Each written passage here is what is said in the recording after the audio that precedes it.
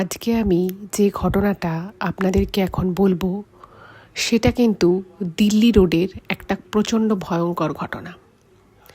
এরকম কোনো ঘটনা যে দিল্লি রোডে ওনাদের সাথে ঘটতে পারে সেটা কিন্তু ওনারা স্বপ্নেও কল্পনা করতে পারেনি। আপনারা প্রায়শই অনেক সময় শুনে থাকবেন যে দিল্লি রোডে অনেক সময় ছোটোখাটো অনেক অ্যাক্সিডেন্টও হয়ে থাকে, কিন্তু সব ক্ষেত্রেই যে সেটা যিনি চালাচ্ছেন তার কোনো গাফিলতি ছিল বা অন্য গাড়ি এসে যে সেখানে ধাক্কা মেরেছিল, এরকম ঘটনা কিন্তু অনেক সময় নাও ঘটতে পারে। এর পিছনে অন্য আরও অনেক কারণই থাকে, যেটা হয়তো আমরা বেশিরভাগ সময় জানতে পারি না। বা যখন গাড়ি চালানো হয় সেই সময় হয়তো এমন কিছু যারা চালক আসনে থাকেন তারা দেখেন, যেটার জন্য তাদের কিন্তু অনেক ক্ষেত্রেই ভুল হয়ে যায়। আজকের এই ঘটনাটা কিন্তু এরকমই একটা সত্যি ঘটনা। সেই জন্য আমি সকলকে রিকোয়েস্ট করব, কেউ কোথাও যাবেন না, প্রত্যেকে পুরো ঘটনা প্রথম থেকে শেষ অবধি শুনুন। আশা করছি আপনাদেরও এই ঘটনাটা ভীষণ ভালো লাগবে এবং এটা কিন্তু সত্যি একটা বেশ ভয়ের ঘটনা। প্রত্যেকে আপনারা আমাদের চ্যানেলের সাথে থাকুন, পাশে থাকুন। শ্রোতা বন্ধুরা, ভূত ভগবান চ্যানেলে আপনাদের সকলকে অনেক স্বাগত। আশা রাখছি সবাই খুব ভালো আছেন, সুস্থ আছেন, আনন্দে আছেন, আর আমাদের এই চ্যানেল ভূত ভগবানের ঘটনা মন দিয়ে শুনছেন। সত্যি যদি আমাদের চ্যানেলের ঘটনাগুলো ভালো লাগে অবশ্যই কিন্তু চ্যানেলটাকে সাবস্ক্রাইব করবেন, ভিডিওগুলোকে লাইক করবেন। পুরো ঘটনাটা শোনার পর আপনাদের কেমন লাগলো সেই মূল্যবান মতামত জানাতে কিন্তু একদম ভুলবেন না। আর আপনাদের জীবনে বা আপনাদের পরিচিত কোনো মানুষের জীবনে যদি এরকম কোনো ভৌতিক, অলৌকিক, দৈবিক, অতিজাগতিক কিছু ঘটনা ঘটে থাকে তাহলে সেগুলো কিন্তু আপনারা আমাদের কাছে লিখে পাঠিয়ে দিতে পারেন। তার জন্য আপনাদেরকে আমাদের চ্যানেলের ডেসক্রিপশনে যেতে হবে। দেখবেন সেখানে আমাদের ইমেল আইডি মেনশন করে দেওয়া আছে। সেই ইমেল আইডিতে ইমেল করে আপনারা আপনাদের সেই ঘটনা কিন্তু আমাদের কাছে অনায়াসে পৌঁছে দিতে পারেন। আর একটা হাম্বেল রিকোয়েস্ট রাখছি, যদি সম্ভব হয় কাইন্ডলি আপনারা আমাদের চ্যানেলের ভিডিওগুলোকে আপনাদের ফ্রেন্ড এবং ফ্যামিলির মধ্যে একটু শেয়ার করে দিন। কারণ আমরা এই চ্যানেলে আর 5টা সাধারণ মানুষের জীবনে ঘটে যাওয়া বিভিন্ন রকমের ভৌতিক, অলৌকিক, দৈবিক, অতিজাগতিক এই ঘটনাগুলি বলে থাকি। তাই আমি মনে করি ঘটনাগুলো যদি আরও অনেক অনেক মানুষ শুনতে পারেন, তারা সেগুলো শুনে অনেক কিছু জানতে পারবেন, বুঝতে পারবেন, শিখতে পারবেন। তার ফলে তারা অনেক বেশি সতর্ক, সজাগ থাকতে পারবে। তো চলুন বন্ধুরা, আমি আজকের এই অনুষ্ঠান শুরু করছি। তবে সকলেই জানেন যে আমি মূল ঘটনাটা বলার আগে একটা করে ইমেল আপনাদের সামনে পড়ে শোনাই, যেখানে অনেকেই তাদের কিছু বর্তমান কিছু সমস্যার কথা লিখে ইমেল করেন। তো সেরকমই ইমেল আমি প্রথমে একটা পড়ছি, তারপরে চলে যাব আজকের মূল ঘটনায়। তো আজকে যে ইমেলটা এখন আমি আপনাদের সামনে পড়তে চলেছি, সেই ইমেলটা যিনি করেছেন তিনি যেটুকু জানিয়েছেন যে তার বয়স হচ্ছে বর্তমানে 19 এবং সে এখন কলেজ স্টুডেন্ট। ও জানিয়েছে যে ও আমাদের চ্যানেলের ঘটনা নিয়মিত শোনে, ওর খুব ভালো লাগে আমাদের চ্যানেলের ঘটনা শুনতে। যাই হোক, তার জন্য ওকে থ্যাংক ইউ জানাই প্রথমে। তো তারপরে যেটা লিখেছে যে ও যে পড়াশুনোটা করছে সেই পড়াশুনোটা করার ওর একদমই কোনো ইচ্ছে ছিল না। ওর ইচ্ছে ছিল যে ও বিউটি সেগমেন্টে যাবে, সেখানে ও নয় মেকআপ আর্টিস্ট হবে বা হেয়ার স্টাইলিস্ট হবে, এরকম কিছু একটা ওর করার ইচ্ছে ছিল। বাট যেহেতু ওর বাড়ি থেকে সেটা একদমই মানতে চায়নি, তো সেই জন্য ওকে জেনারেল লাইনেই পড়াশুনো করতে হয়। কিন্তু ও যে জানিয়েছে যে ও একদমই বাবা মায়ের ইচ্ছেতে ও কলেজে ভর্তি হয়েছে, কিন্তু এই নিয়ে ওটা এই লাইন নিয়ে ও ভবিষ্যতে পার্সু করতে চায় না। তো লিখেছে যে দিদি, আমি কি এমন কোনো মন্ত্র পাঠ করতে পারি যেটার জন্য আমি আমার বাবা মাকেও কনভিন্স করতে পারবো, বা আমি যেটা চাইছি ফ্যাশন বা এই ধরনের মেকআপ লাইনে যাওয়ার, আমি সেটাকে কিছু করতে পারবো, সেটা নিয়ে ও ইমেলটা করেছে। তো প্রথমেই আমি যেটা বলবো সেটা হচ্ছে যে তুমি যখন কলেজে ভর্তি হয়েই গেছো এবং তুমি আশা করি সেকেন্ড ইয়ার বা থার্ড ইয়ার এরকমই একটা কিছুতে থাকবে, তো অবশ্যই দেখো তুমি মন দিয়ে কলেজের পড়াশোনাটা কমপ্লিট করো এবং তারপরে তুমি তোমার বাড়ির লোকের সাথে কথা বলো। তাদেরকে তুমি যদি ভালো করে বোঝাতে পারো, আমি আশা করি তারা নিশ্চয়ই বুঝবেন।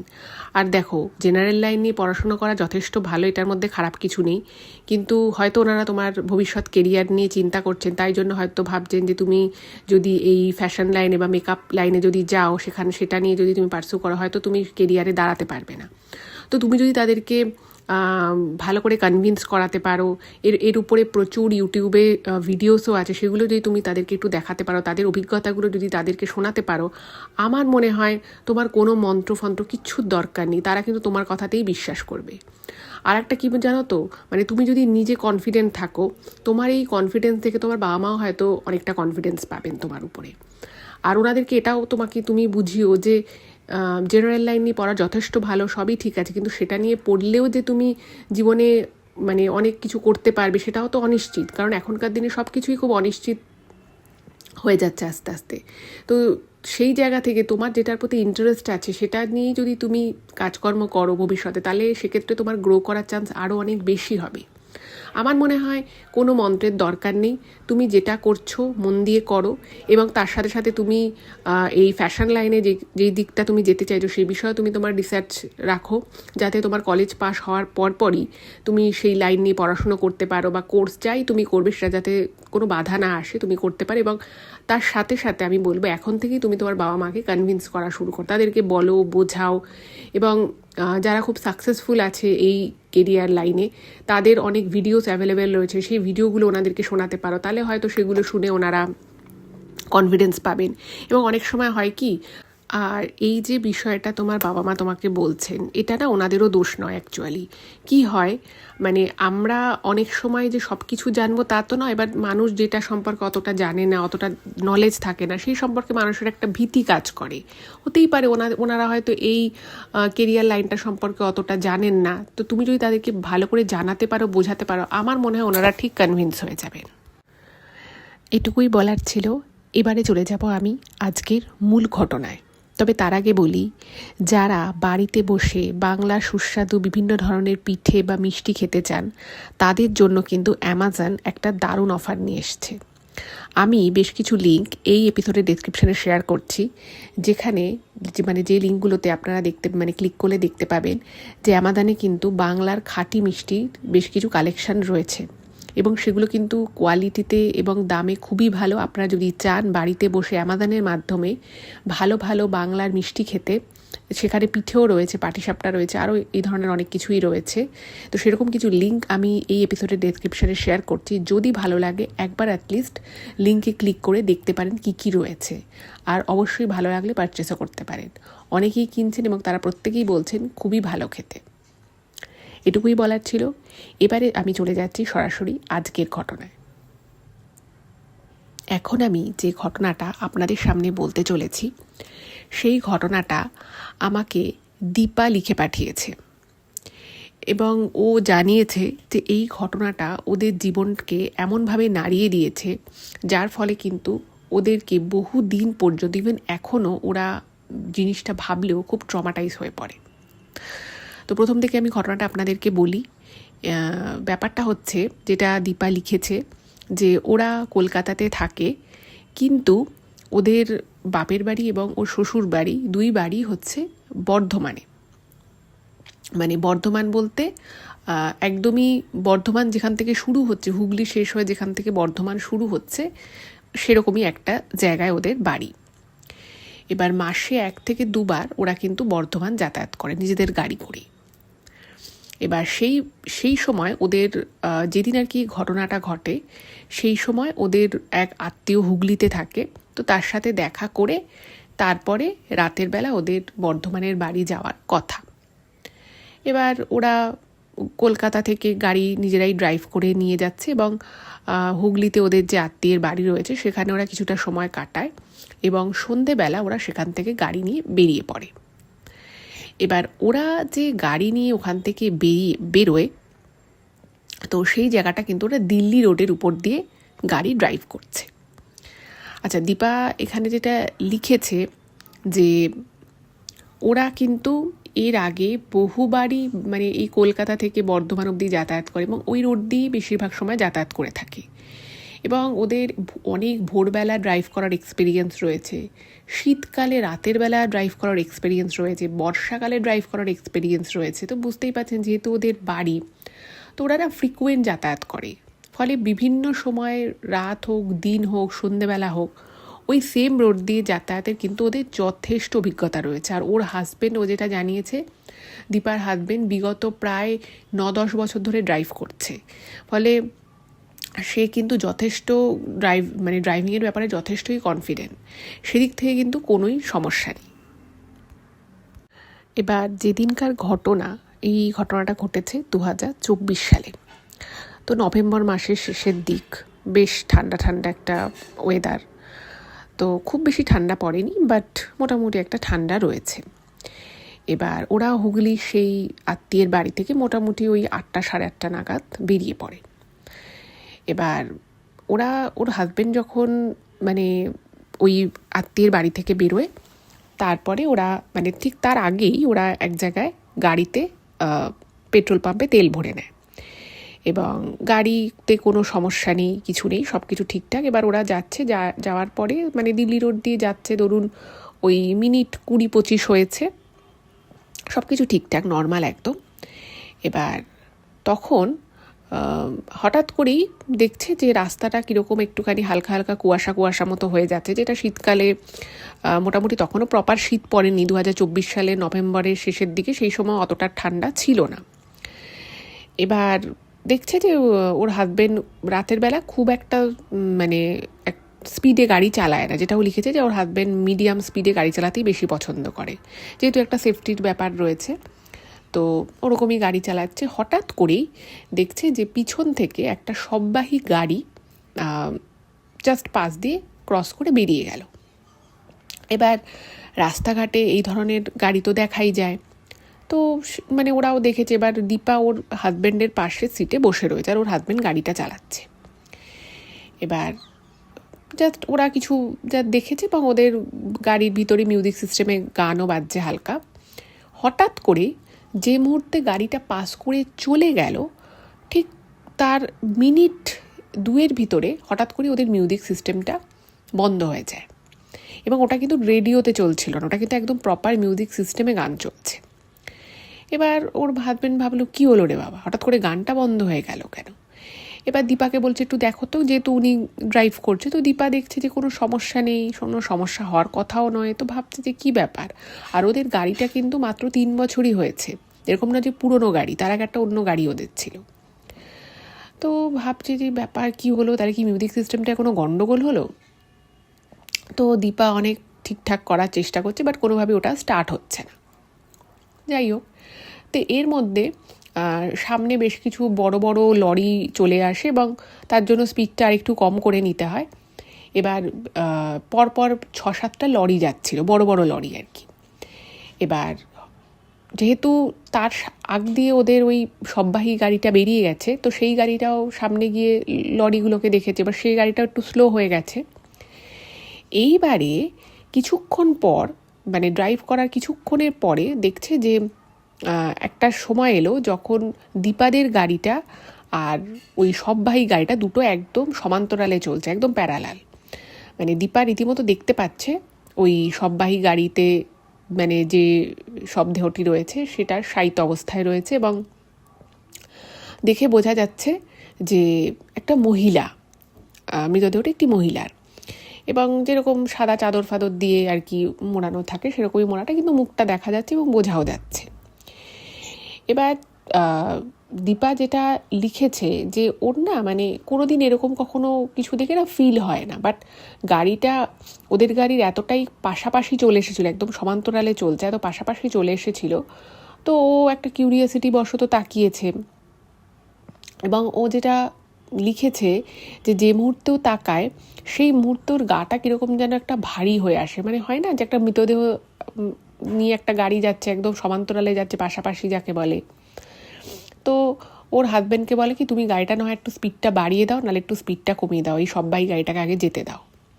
তো ওর হাজব্যান্ড বলছে ঠিক আছে, কিন্তু তারপরে বলছে কেন, তোমার অসুবিধে কী হচ্ছিল? তখন বলছে না আমারটা কীরকম গাটা ছমছম করছিল, কীরকম একটা অস্বস্তি লাগছিলো, তাই জন্য তোমাকে বললাম। যাই হোক, তো ওর হাজব্যান্ড স্পিডটা বাড়িয়ে দিয়ে কিছুটা এগিয়ে গেছে। এবার এর কিছুক্ষণ পরে ওই সববাহী গাড়িটা একদম ওদের গাড়ির পিছন পিছন চলছে, একদম জাস্ট পিছন পিছন। এবার ওই যে ওর চোখটা পড়ে দীপার, তারপর থেকেই না ওর কীরকম একটা অস্বস্তি লাগা শুরু হয়। আর গাড়ির ভিতরে ওর অভ্যাস হচ্ছে গান শোনা, তো গানটাও চালু হচ্ছে না, ওর একটা কীরকম অস্বস্তি লাগছে, ও কিছু উস্কুস উস্কুস করছে। তোর হাজবেন্ড বলছে কী হয়েছে তোমার? তখন বলছে না আমার ঠিক কীরকম একটা লাগছে, আমার মনে হয় ঠান্ডাও আছে, চল একটু চা খেতে কোথাও দাঁড়ায়, কোনো যদি চায়ের দোকান ফোকান থাকে। তো বলছে যে চা খাবে এখন, তখন প্রায় 9টা বেজে গেছে। বলছে হ্যাঁ আমি একটু চা খাবো, একটু কোথাও গাড়িটা দাঁড় করাও। ওর হাজব্যান্ড বলছে যে ঠিক আছে আমি তাহলে গাড়ি দাঁড় করাবো, এখানে একটু তো নেই, আর একটু এগিয়ে গিয়ে একটা দোকান আছে, তো ওখান থেকে আমরা চা খাবো। যাই হোক, এবার প্রত্যেকবারই গাড়িটা কখনো না কখনো মানে ওই সববাহী গাড়িটা ওদের গাড়ির একদম সমান্তরালে চলে আসছে, নয় একটু এগিয়ে যাচ্ছে, নয় একটু পিছিয়ে যাচ্ছে, মানে মোটামুটি এক এক সময় না ওদের গাড়ির একদম সমান্তরালে চলে আসছে, এবং যেই দিকটায় দীপা বসেছে ঠিক সেই দিকটাতেই গাড়িটা আসছে। এবং না চাইতেও, যেটা ও বারবার মেনশন করেছে যে ও চাইছে না তাকাতে, কিন্তু কেন জানি না ওর চোখটা বারবার ওই যে মৃতদেহ শায়িত অবস্থায় রয়েছে গাড়িটার মধ্যে সেই মৃতদেহের দিকে ও চোখ চলে যাচ্ছে। এবং একটা সময় মানে যেহেতু বুঝতেই পারছেন যে দিল্লি রোডে একটু রাত হলে, বিশেষত 8টার পর থেকে কিন্তু প্রচুর বড় বড় লরির সংখ্যা অনেক বাড়তে থাকে, যেহেতু রাতের বেলা ওরা আর কি বেশি যাতায়াত করে, তো লরিগুলো, তো সেই জন্য কিছু কিছু জায়গায় কি হয় একটু স্পিডটা কমিয়ে নিতে হয়, কারণ পরপর যখন বড় বড় লরিগুলো পাস করে তো ছোট গাড়ি একটু সাইড হয়ে যায়। এবার সেই জন্য মাঝে মধ্যেই ওর হাজব্যান্ড কী করছে, গাড়িটা স্লো করে দিচ্ছে।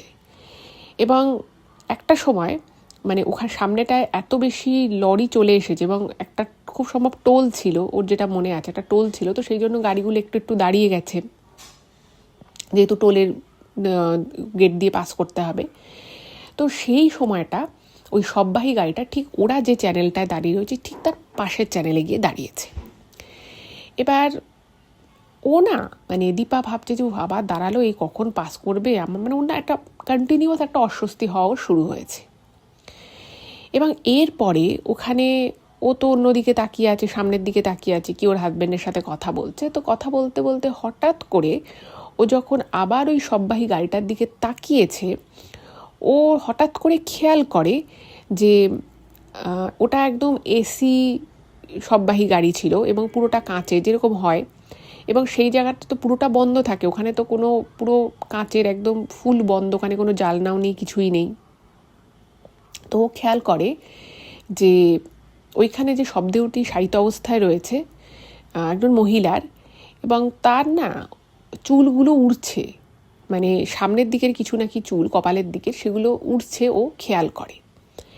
এবং যে মুহূর্তে ও এটা দেখে না, ও লিখেছে যে ওর সারা শরীরটা মনে হলো যেন একটা হালকা করে যদি কেউ একটা ইলেকট্রিক শক খায় যেরকম তার অবস্থা হবে, একদম সেম জিনিসটা কিন্তু ওর হয়। মনে হলো যেন কেউ একটা ওকে হালকা করে ইলেকট্রিক শক দিল, এবং ও কেঁপে ওঠে। এবার এটা দেখে ওর হাজব্যান্ড বলছে, কী হয়েছে তোমার? তখন ও বলছে যে না না কিছু না, আসলে গাড়িটা এখানে দাঁড়িয়েছে তো আমার কীরকম একটা লাগছে। এবার দীপা নিজে যথেষ্ট সাহসী, ও নিজেও জব করে, অনেক সময় ওর ডিউটি বেশি থাকে, বা অনেক সময় কোনো কাজে ফেসে গেলে ওর আসতে দেরি হয়। তো ও যথেষ্ট এমনিতে সাহসী।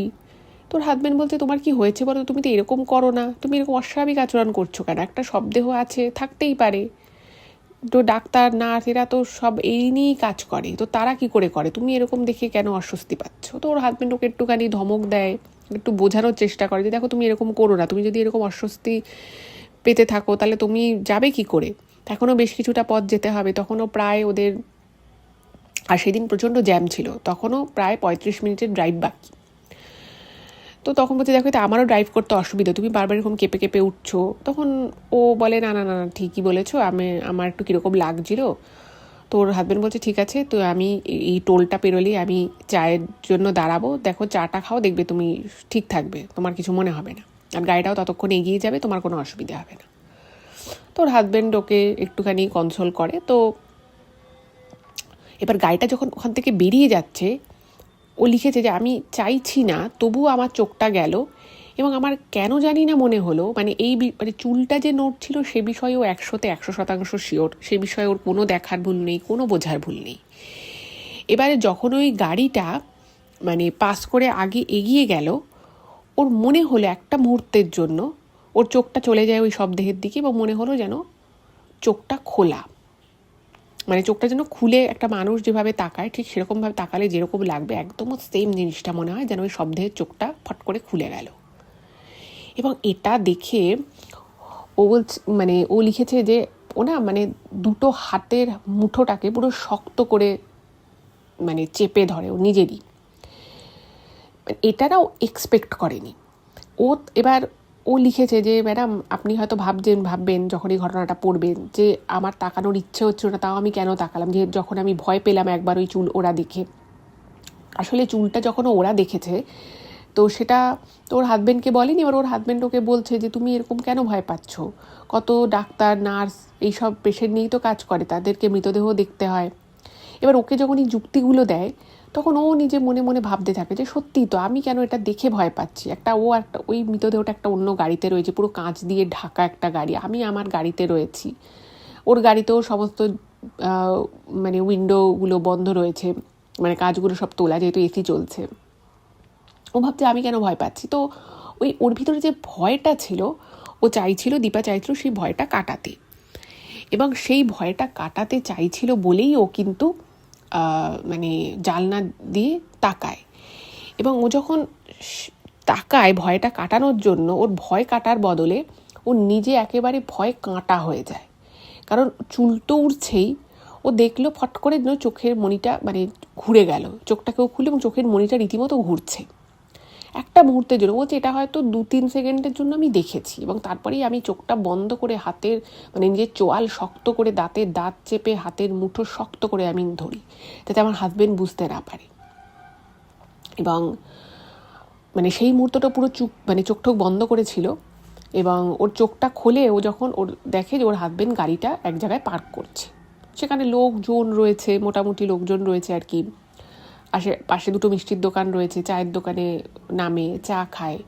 এবার চা খেয়ে লোকজনের সাথে দেখে টেকে ও একটুখানি ধাতস্থ হয়, এবং ও না ওর হাজব্যান্ডকে বলতে পারছে না, মানে ও চেষ্টা করছে নিজেকে খুব স্বাভাবিক দেখানো, স্বাভাবিকভাবে ব্যাপারটাকে নেওয়ার, কিন্তু ও না ওই ব্যাপারটা ডাইজেস্ট করতে পারছে না যে ওর যেটা দেখলো সেটা কি দেখলো এবং কেন দেখলো। এবার চা খেয়ে ওর হাজবেন্ড বলছে ঠিক আছে চলো এবার গাড়িতে ওঠো। তো ও না মানে ওটা কিরকম একটা ভয় লাগছে গাড়িতে উঠতে, ভাবছে যে গাড়িতে উঠলে আবার যদি ওই সববাহী যানটাকে দেখে। তো তার আগে ও যখন কলকাতায় ওর বাড়ি থেকে বেরোচ্ছিল, ওর একটা তাড়া ছিল, বলেছিল আমরা আত্মীয়ের বাড়িতে এতক্ষণ থাকবো, তারপরে যত তাড়াতাড়ি সম্ভব বাড়ি ঢুকে যাব, কারণ উইকেন্ডটার জন্যই যায়, পৌঁছতেই যদি দেরি হয়ে যায় পরের দিন রবিবার দিন আর কতটাই বা থাকবে, সোমবার দিন ভোর ওরা ওখান থেকে ডাইরেক্ট বেরিয়ে যে যার অফিসে চলে যাবে, এটাই হচ্ছে প্ল্যান। এবার দীপা বলছে না দাঁড়াও না আরেকটুক্ষণ এখানে থাকি, বেশ ভাল লাগছে এই জায়গাটা। তখন ওর হাজব্যান্ড বলছে আচ্ছা তোমার কি হয়েছে বলো তো, তুমি তাড়া করছিলে বাড়িতে ঢুকবে বলে, আর তুমি এখন এখানে প্রায় 9:30 বাজতে চললো, তুমি এখনও বলছো এখানে থাকবে, এখন আমাদের বাড়ি পৌঁছতে 10টা বেজে যাবে। তোর হাজব্যান্ড বললো যে কি ব্যাপার তোমার। তো তখন না ও আর চাপতে পারেনি, ও শুধু এটুকু বলে আসলে আমার না ওই সববাহী যানের ওই মৃতদেহটার দিকে তাকিয়ে না শরীরটা কীরকম করছে। তোর হাজব্যান্ড বলে যে ঠিক আছে তুমি আরও 5 মিনিট থাকো, আরও 1 কাপ চা খাও, দেখো তোমার ভালো লাগবে। আর ওর হাজব্যান্ড ওকে বোঝাচ্ছে দেখো তুমি ভয় পেও না, ওই গাড়িটা আমরা তো এখানে প্রায় 10-15 মিনিট মতো দাঁড়ালাম, ওই গাড়িটা অনেক এগিয়ে গেছে, আর হতেই পারে যে ও হয়তো অন্য রুটে চলে যাবে, তো তুমি ভয় পেও না। তো ওর হাজব্যান্ড ওকে বুঝিয়ে আর 1 কাপ চা খাইয়ে গাড়িতে তোলে, এবং তারপরে ওরা বাড়ি পৌঁছে যায়। এবং যথারীতি যেহেতু 15-16 মিনিটটা ওরা ওই চায়ের দোকানে চা খেয়েছে, ফলে যথারীতি সেই সববাহী যানটা আরও এগিয়ে গেছে, এবং বাড়ি পৌঁছতে ও কিন্তু আর ওই সববাহী যানটাকে দেখতে পায়নি। ভালো কথা, যাচ্ছে। এবার যাওয়ার পরে বাড়িতে যখন ও গেছে, ও ওই ঠান্ডার মধ্যে ও স্নান করে, যেটা ও কোনোদিন করে না। খুব গরম পড়লে সে কথা আলাদা, বাট ও কোনোদিনই ওরকম দুবার স্নান, তা আবার রাতের বেলা কোনোদিনই করে না, যতই জার্নি করুক। এবার ও স্নান করে ফ্রেশ হয়ে ডিনার করে এবার দুজনেই খুব টায়ার্ড, ওর হাজব্যান্ড তো ঘুমিয়ে পড়েছে, কিন্তু ও না ঘুমোতে পারছে না, ও চুপচাপ বসে রয়েছে এবং মোবাইল ঘাঁটছে, উস্কুস করছে। তো ততক্ষণে ওর হাজব্যান্ডের প্রায় 1 ঘুম হয়ে গেছে। তো হাজব্যান্ড দেখছে যে পাশে ওয়াইফ ওরকমভাবে বসে আছে, তো ওর হাজব্যান্ড জিজ্ঞেস করছে যে কী ব্যাপার, সারাদিনে এত দৌড়ঝাঁপ গেছে, অন্যান্য সময় তো তুমি টায়ার্ড হয়ে ঘুমিয়ে পড়ো, আজকে তুমি কেন ঘুমোচ্ছ না? তো ও বলছে যে আমার ঘুম আসছে না। তো ওর হাজব্যান্ড বুঝতে পেরেছে যে কিছু তো একটা ব্যাপার হয়েছে। তো ওর হাজব্যান্ড উঠে বলছে আচ্ছা কী হয়েছে আমাকে সত্যি করে বলো তো, তুমি কি আমার থেকে কিছু লুকোচ্ছ? তো ওরা প্রথমে বলতে চায়নি, ভেবেছে আবার হাজব্যান্ডেরও ঘুমটা নষ্ট করবো, এসব বোকা কথা কী বা বলবো। তো হাজব্যান্ড বলছে না তুমি আমাকে বলো কী ব্যাপার, কেন তুমি এরকম ঘুমোতে পারছো না, তোমাকে দেখে মনে হচ্ছে তুমি প্রচণ্ড টেনসড, কী ব্যাপার বলতে পারো আমায়। তো তখন ও পুরো বিষয়টা ওর হাজব্যান্ডকে বলে যে ও যখন মৃতদেহটার দিকে তাকায়, একবার দেখে চুল উঠছে, এবং তার কিছুক্ষণ পরে যখন আবার ওই টোল প্লাজার ওখানে দেখে, তখন দেখেছে এরকম চোখটা এক মুহূর্তের জন্য খুলে গেল। এবার ওই চোখটা যে এক মুহূর্তের জন্য খুলে গেছিল সেই বিষয়টাই কিন্তু মানে দীপা যে খুব নিশ্চিত ছিল তা নয়। মানে ও যে একদম 100% শিওর যে চোখটা খোলাই ছিল বা খুললো, মণিটা খুললো, ওর এটা মনে হয়েছে। এবার যেহেতু ও ওই সময়টায় প্রচণ্ড ভয় পেয়ে গেছিলো, ফলে ওই জিনিসটা যে 100% শিওর সেটা ওর হাজব্যান্ডকে বলতে পারে না, কিন্তু মনে মনে এটা ওর বিশ্বাস ছিল যে চুল ওড়াটায় যেমন ওর কোনো কনফিউশন ছিল না, ঠিক তেমনই ও যেটা দেখেছে যে চোখটা খুলে ও মণিটা ঘুরলো এবং সেটা ওর দিকেই মণিটা ঘুরে এলো, সে বিষয়ে ওর কোনো সন্দেহ ছিল না। কিন্তু সেটা ওর হাজব্যান্ডকে বলে যে দেখো আমি এটা শিওর নই। তো ওর হাজব্যান্ড ব্যাপারটা শুনে তো বলছে যে কি বলছো তুমি এ সমস্ত, তোমার আসলে ওই জিনিসটা দেখে ভয় লেগে গেছে প্রথমে, তুমি এরকম একটা মৃতদেহ দেখেছো, মানে মোটামুটি গাড়িটা পাশাপাশি চলে এসেছিলো, সেখান থেকেই হয়তো তুমি ভয় পেয়ে গেছো, সেই জন্যই হয়তো তোমার ব্যাপারটা এরকম মনে হচ্ছে। এটা কি হওয়া সম্ভব কখনো? ওই গাড়িটা পুরো কাঁচের থাকে, বন্ধ অবস্থায় থাকে, ওখানে হাওয়া ঢুকবে কী করে? আর হতে পারে যে তুমি যেটা দেখেছো হয়তো কোনোভাবে কোথাও ফাঁক ছিল, সেখান থেকে হয়তো মানে হাইওয়ের উপর দিয়ে যথেষ্ট হাওয়া যায়, হয়তো কোনোভাবে কোনো ফাঁক ফোকর দিয়ে হাওয়া ঢুকছিল, সেই জন্য হয়তো চুলটা উঠছিল। আর তুমি যেটা বলছো যে চোখটা মনে হলো যেন এক মুহূর্তের জন্য খুললো এবং মণিটা ঘুরে গেল, এটা তোমার একদম মনের ভুল, এরকম হয় না। তো ওকে সমস্ত বোঝালে এবং বুঝিয়ে টুজিয়ে বলছে যে তুমি এসব নিয়ে একদম দুশ্চিন্তা করো না, তুমি ঘুমিয়ে পড়ো। ঘুমানোর সময় তুমি যদি এখন না ঘুমাও, কালকে সারাদিনটা তোমার খুব ড্রাউজি লাগবে, মাথা যন্ত্রণা করবে, তুমি ঘুমাও। এইবারে পরের দিন ওর শ্বশুরবাড়িতে একটা মানে ফ্যামিলি গ্যাদারিং মতো ছিল, তো সেখানে ওদেরই কিছু আত্মীয় স্বজন এসেছিল। তো দীপা সব আত্মীয় স্বজনের সাথে মোটামুটি কথাবার্তা বলেছে, মিলে গুলে ছিল। তো সারাদিন ওর মোটামুটি ঠিকঠাকই কাটে, বাট শরীরটা যে খুব ভালো ছিল, মানে ও খুব ভালো ফিল করছিল সেটা কিন্তু নয়। যাই হোক, দিনের বেলাটা মোটামুটি কেটে যায়, বাট প্রবলেমটা যেটা হয় সেটা হচ্ছে ওর রাতের বেলা। আগের দিন তো রাতের বেলা ওর সেভাবে ঘুমই হয়নি। পরের দিন মানে রবিবার রাত, তারপরের দিন সকালবেলা ওরা ওখান থেকে বেরিয়ে যাবে, কিন্তু রাতে যখন ও শুতে যাবে সেই সময় না ওর একটা অদ্ভুত রকমের ফিলিংস হওয়া শুরু হয়। এবং ও যখনই ঘুমানোর জন্য চোখটা বন্ধ করে, ওর মনে হয় যেন ও চোখের সামনে ওই মহিলার মুখটা, ওই যে মৃতদেহটা ছিল সেই মৃতদেহের মুখটা এবং ওই চুল নড়া এবং ওই চোখটা যেন ওর চোখটা বন্ধ করলেই ওর নিজের চোখের সামনে ভেসে উঠছে। এবং এই জিনিসটা ওকে এতটা ট্রমাটাইজ করে দেয় যে ও বারবার ঘুমানোর চেষ্টা করে, কিন্তু চোখ বুজলেই ওই সেম ছবিটা ওর চোখের সামনে ভেসে ওঠে, যার জন্য ওর কিন্তু ঘুমটা হয় না। এবং ওর পাশে যখন ওর হাজব্যান্ড ওকে জিজ্ঞেস করে যে কী ব্যাপার, কালকেও তুমি এরকম করছিলে, আজকেও ঘুমোচ্ছ না, কালকে ভোর ভোর বেরোতে হবে, সারা সপ্তাহ অফিস করতে হবে, তুমি এরকম কেন করছো? তো ও বুঝতে পারে না যে ওর অ্যাকচুয়ালি কী হচ্ছে। তো ও বলে যে না আমি ঠিক আছি, তুমি ঘুমো। তো এই বলে ও চুপচাপ শুয়ে থাকে, ও প্রিটেন্ড করে যেন ও ঘুমোচ্ছে, বাট ও একটুও ঘুমোতে পারে না। এবং প্রতিটা মুহূর্তে দীপার মনে হতে থাকে ওই চোখটা, ওই যে চোখটা ফট করে খুললো, মণিটা ওর দিকে ঘুরে গেল, এই দৃশ্যটা বারংবার ও চোখের সামনে ভেসে ভেসে উঠতে থাকে। এবং যত বেশি এটা ওর সাথে হতে থাকে তত বেশি ওর না মানে ভয় পুরো গা পুরো কাঁটা দিয়ে উঠতে থাকে। যাই হোক, সেদিনও ঠিকমতো ঘুম হলো না। পরের দিন সকালবেলা ওরা ওঠে এবং যথারীতি ওখান থেকে সকাল সকাল বেরিয়ে যায়। এবং ও যেটা লিখেছে দীপা, যে সারা রাস্তা ও ভয়ে ভয়ে আসতে থাকে যেন অন্য কোনো শববাহী গাড়ি যেন চোখে না দেখে ফেলে, মানে এতটাই ও ভয় পেয়ে যায়। এবার সারাদিন অফিস, রীতিমতো শরীরও খারাপ লাগে যেহেতু পরপর দুদিন ঠিকমতো ঘুম হয়নি। তাও অফিসের কাজকর্ম সেরেও যখন বাড়িতে আসে এবং ও ভাবে যে আজ তো আমার প্রচণ্ড ঘুম হবে, কারণ সারাদিন অফিসে ওর প্রচণ্ড ঘুম পেয়েছে, প্রচণ্ড টায়ার্ড ফিল করেছে, হওয়ারই কথা। এবার ও ভাবে যে আজ তো আমি ভালো করে ঘুমোবো। কিন্তু ও যতবারই ঘুমোতে যায় ওর ঘুমের মধ্যেও বুঝতে পারে যে ওই শবদেহটা যেন ওর চোখের সামনে ভাসছে।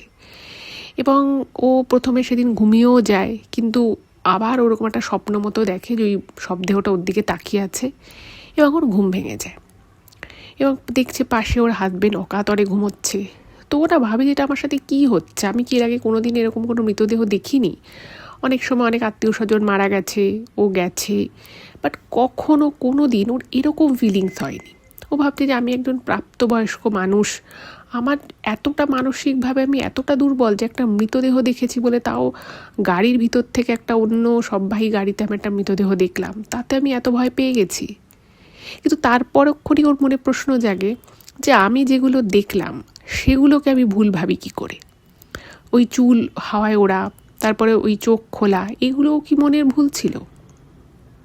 কিন্তু ও না কোনো প্রশ্নের কোনো উত্তর খুঁজে পায় না, এবং ও তখন নিজের মনকে নিজে এটাই বুঝ দেয় যে আমি যেগুলো দেখেছি এগুলো ভুল দেখেছি, এগুলো আমার মনের ভুল, এরকম কিছু হয়নি।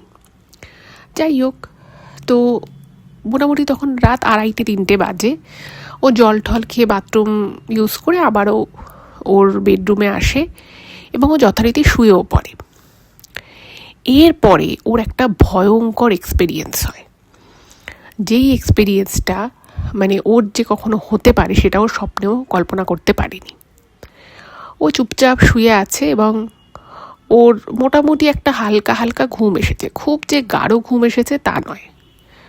ও পরিষ্কার বুঝতে পারছে যে ওর পায়ের কাছে, মানে ওর পাটা খাটের কিছু একটার সাথে টাচ হচ্ছে। জেনারেলি কিন্তু ওর পা কোনো কিছুর সাথে টাচ হওয়ার কথা নয়। ও একটা গায়ে হালকা চাদর দিয়ে শুয়েছে, এসি চলছিল ঘরে এবং খুব কমফর্টেবল একটা টেম্পারেচারে এসিটা সেট করা। হালকা একটা গায়ে চাদর দিলে দুজনেরই মানে আর কি কমফর্টেবলি থাকা যায়। তো বুঝতে পারে যে কিছু একটার সাথে ওর পাটা টাচ হচ্ছে, এবং ঘুমের মধ্যে যা হয় আর কি, হালকা হালকা ঘুম এসেছে, বিষয়টাকে বারবার ইগনোর করতে চায়, পাটাকে এদিক ওদিক সরায়, কিন্তু স্টিল ও বুঝতে পারে যে ওর পাটা কিছুর সাথে টাচ হচ্ছে। এবং অনেকক্ষণ পাটাকে অ্যাডজাস্ট করার পরেও যখন ও বুঝতে পারে যে কিছু একটা লাগছে ওর পায়ে, ও না তখন ওই ঘুম চোখে, আধো আধো ঘুম চোখে একটুখানি তাকিয়েছে, এবং যে মুহূর্তেও তাকায় সেই মুহূর্তে না ও পুরো ভিড়মি খেয়ে যায়।